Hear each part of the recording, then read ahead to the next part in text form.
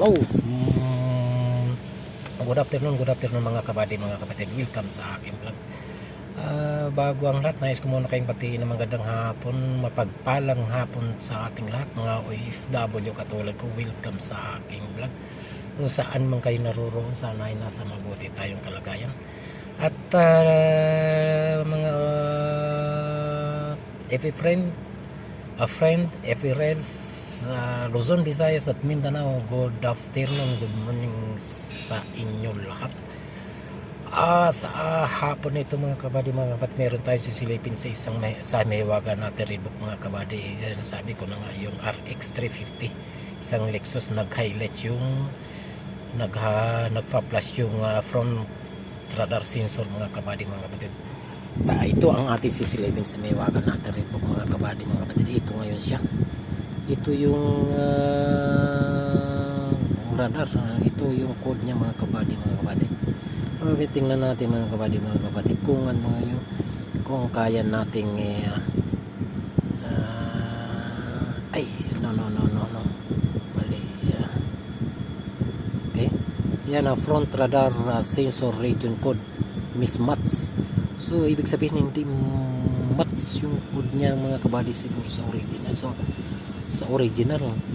So yan kasi wala second hand ang pinalit dito mga kabady, mga kabady. So try natin i-clear kung sakaling ma-clear yung siya, mawala yung code. Hindi, try natin i-special function mga kabady, mga kabady.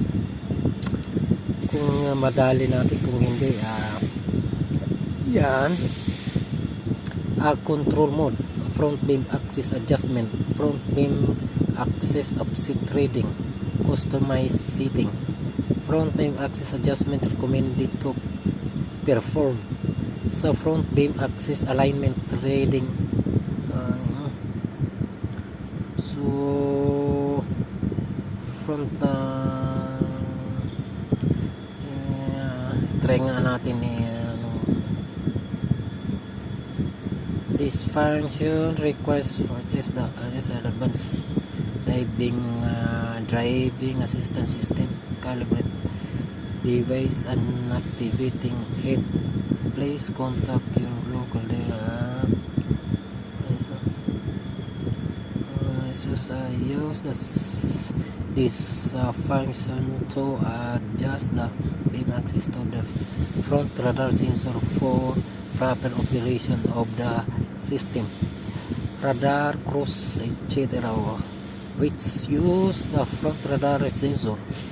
This function is used to adjustment the beam axis of the front radar sensor. Okay, so calibration required, radar sensor losing, replace bumper bracket losing, replace lock carrier losing, replace changes made on the wheel suspension, geometric and exterior force attacks rear and the crashes within the vehicle front. Recalibration to preparation, front wheels are in straight ahead position.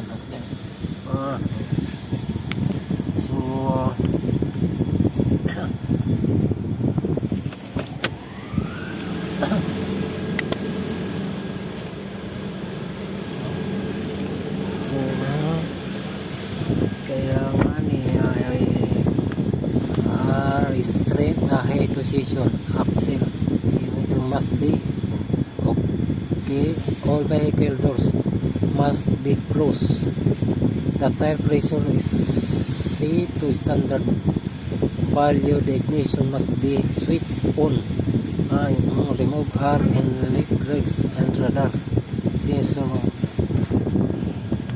Okay.